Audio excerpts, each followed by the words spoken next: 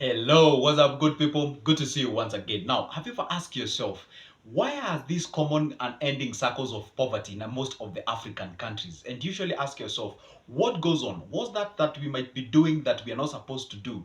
Or what's that we ought to be doing that we don't do? Because one of the things that is so common in Africa, you find that poverty. Whenever somebody, if you go outside the Africa and ask somebody, what do you know about Africa? The very first thing that comes to their mind is that poverty. People are dying, and kids with flies and what have you. So what goes on? What do we do it wrong, and what happens to these things? Or are we defaulted to be so? And if that's the case, then what are we supposed to do, and what goes around? Because one of the things that is so common in Africa, honestly speaking, so much ignorance is out there. Poverty, it is true, it is out there, but we are picking up. Guess what? Today I'm going to share with you the brutal truth, what goes on in African families, that we have the circles of unending poverty. And I'm going to share with you the brutal truth. And at the end of this video, I'm going to share with you hope, because I'm telling you what, it is the Africa that you have right now, it's the one that you know from before. There is a hope out there. I'm gonna share with you that, so you better watch the video to the end so that you understand exactly how can you get yourself out of it, and what are the things that you're supposed to do so that you get yourself out of it. Because honestly speaking, those people who know the secrets are actually very wealthy in Africa, and Africa actually has a lot of wealthy people out there. So what are the secrets? Have they known the secret and they're not sharing with you out there? Guess what? As good Joseph, and as always, I'm here to share with you these secrets and these good things that you can actually do so that you get yourself out of that thing. All right, because I don't want you to miss any of my future videos. This is what you to do. It is free, it is fast, doesn't cost you anything. Just down below there on your right, there is a button written subscribe, and it is black. Hit that button. Then on your left, there is a like button. Hit those two magical buttons, and guess what happens? Because I know you're asking yourself, what if I just ignore and watch this video without doing that? You get notified when I upload a new good video. Can you imagine a whole YouTube be notifying you that Good Joseph has uploaded a new good video? Now that is the importance of doing exactly that. All right, so without further ado, let's get to this business. Now, in Africa, you find that most of the families actually get themselves in what we call the unending circles of poverty. You try as much as you can, but the families still get themselves into the circles of poverty. So what exactly goes on? There is one thing that in common, and by the way, I bet I'm the best I'm in a best position to explain this because I'm from Africa, and specifically I'm from Kenya. So what happened is that you find there is something that is so common in African mentalities. You find that whenever somebody either in our family picks up somewhere, or maybe starts to shine, and maybe out there starts to climb the ladder, we all feel entitled. You find like most of the family members feel entitled. Oh, you know what? You got a job. I mean, it's your responsibility to make sure that we eat. It's your responsibility to make sure that we dress. We have a house. We do all those things. And that is the thing that's actually been drawing back people in terms of their performance. The moment you pick up to get a job, that's the time now you start thinking about your parents back there. You build them a house, which is an amazing thing. I support it. Don't say like Joseph said we should not build them. You should. But now the problem here is not you building them. The problem here is them believing that is your right. It's their right to be build a house. That's a difference. It should be your will to do so, and you're supposed to help your parents and support them. But the thing is this: once you get yourself into a point whereby you now start supporting yourself, because one thing, there are two types of families: that the family that you live and the family that you create. The family that you live is where you're born from. The family that you create is your wife, your husband, your kids, and what have you.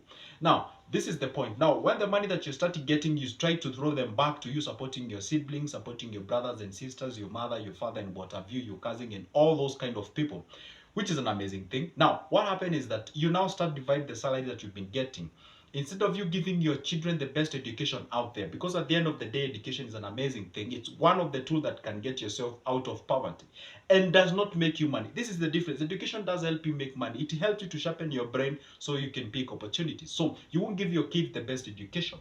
Now if you don't give them the best of the education, probably they won't achieve much in their life, because they never got that best support. You know why they never? Because you're supporting your siblings.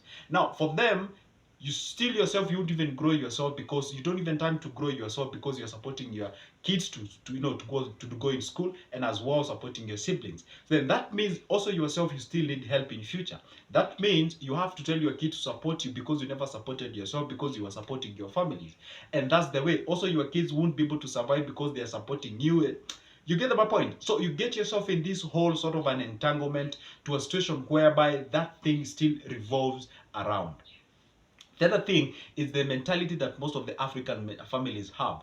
Have you ever asked yourself, why do rich usually have like 2 or 3 kids, but poor people usually have like 10, 12, 15 kids, and they usually perceive wealth in terms of kids?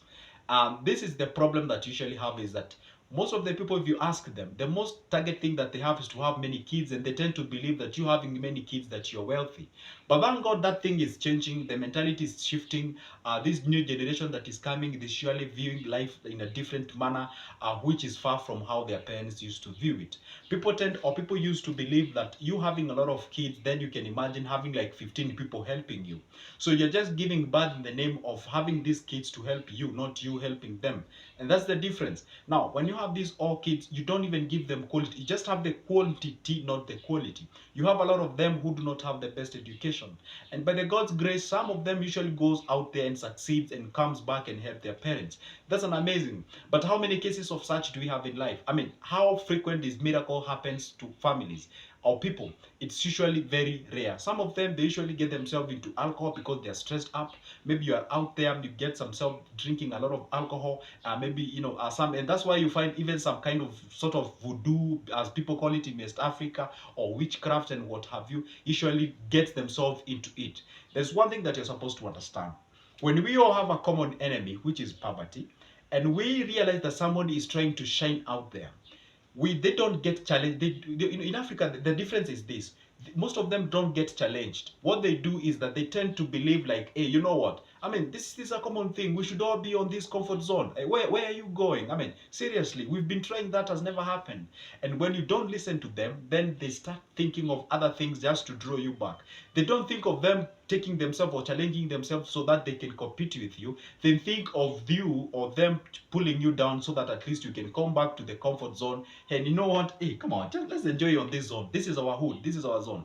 You get the thing? So in short, I'm trying to explain this one point. Jealousy is out there. And I'm not saying entirely jealousy is out there in Africa, it's all over the world.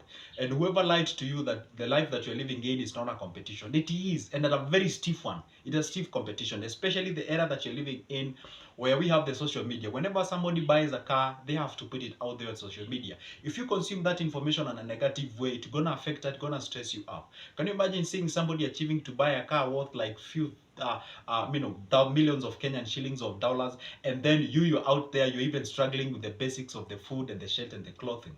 Then that puts you a lot of stress in out there. So the point is this: jealousy is so much hovering around. And number three, of course, I know you wanted me to talk about this, but for me, I never take it as a big issue, is about the leadership. For me, honestly speaking, I know you may think that I'm ignorant, but the fact remains, for me, I never consider leadership as the problem in Africa that we have. The problem is not our leaders. The problem is the whole society. Remember one thing: these leaders came from our midst. They are our fellow. They just represent how we'll still be doing if we were given the opportunity.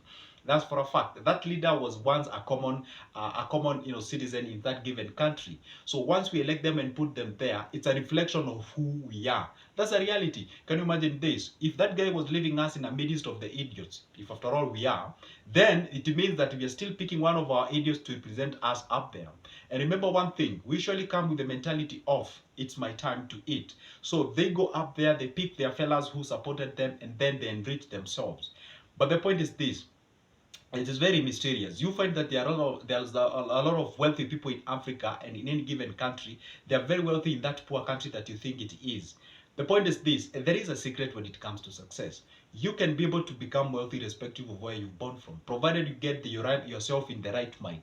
There's one thing I'll tell you: this life that you're living in, I said it is a competition. And whoever told you it's not a competition, it is, and it's a very tough one.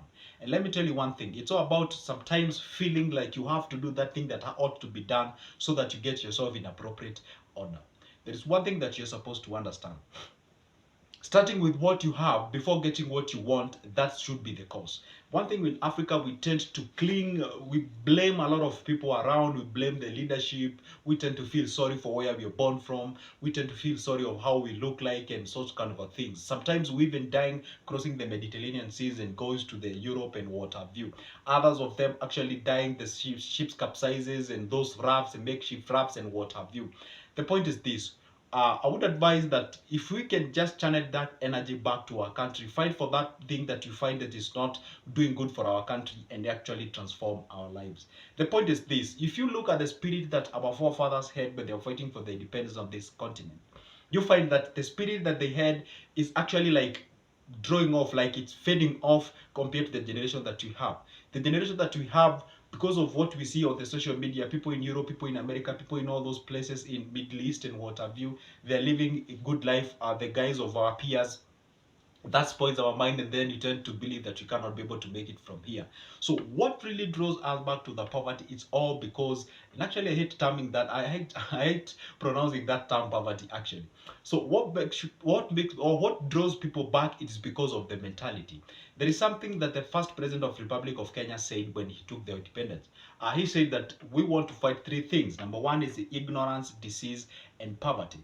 And if there is something that we have tried to fight with it, we've tried to fight with the diseases, we've tried to fight with the poverty, but we are still not yet out of woods. But the thing that is still out there is ignorant.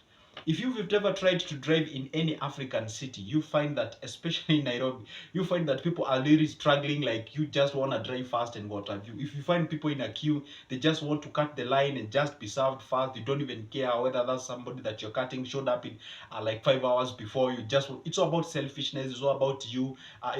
It's so much ignorant, because we cannot say that you are not illiterate. We are literate, but we aren't yet civilized. Those are two different terms. So what really affects us is how we perceive life, is how we actually relate to each other, and then we agree, yeah, life is in competition, but we do it in a very unhealthy way. So in collection, what I can just say is this: we should be very careful on what we do in terms of decisions in life. What I can say, very simple things that you can, is that smartphone that you have right there, you can use it and make sure that you can earn out of it. What you can do is that pick that what you can before you get what you want in the future. You can start with that smartphone. Get yourself a skill. You can do coding. You can do programming. You can start a small business. You can just get yourself, because at the end of the day, let's agree one thing: we are on a messy ground. The fact remains that, should we give up now? I mean, is it the only option that we have? No, it is not. It should never be. All right. So one thing that you're supposed to do is that pick that what you can. You can get yourself some skills. You can learn some coding. You can learn some. You can start a channel. You can create content. I mean, there's something that you've been given. All right.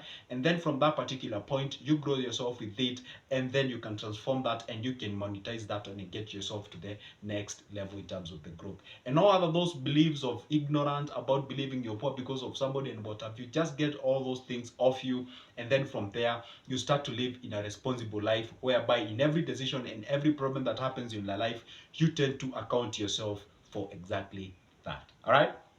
So anyway, the hope is that Africa is rising, and Africa is picking up at a very high rate, and most of these Western countries, they have realized that, and that's why they are actually hauling our president back to their places. And the good thing is that they are realizing, like, the Africa, they're behaving like Africa is for tech, but they are being told Africa is not for tech. It is ready, and we can do business. That's why you find, like, each and every time their leaders flying all the way from US, from the China, from Russia, and what have you, the Middle East, they just want to make deals. And this is not the time to patronize. This is not the time for us. We do not need AIDS. We don't, not AIDS brother, but aid. We do not need those things. But they still don't need AIDS anyway. So we do not need aid. We don't need patronization. We need to do business. We are right for the business. And forget about what is below our feet. Just think between what is in between our ears. Whatever is below our feet, that was about Kitambo. Now, right now, we're dealing with what is between our ears. The human resource that you have in Africa is way much that can actually do great things about you. All right. So anyway, for now, it's a goodbye. But guess what? Make sure that you get my number from the description of this specific box. You can talk about to me about anything related to business, investments, and such kind of things. I even write proposals, business plans, and what have you. So for now, it's a goodbye. See you in the next one.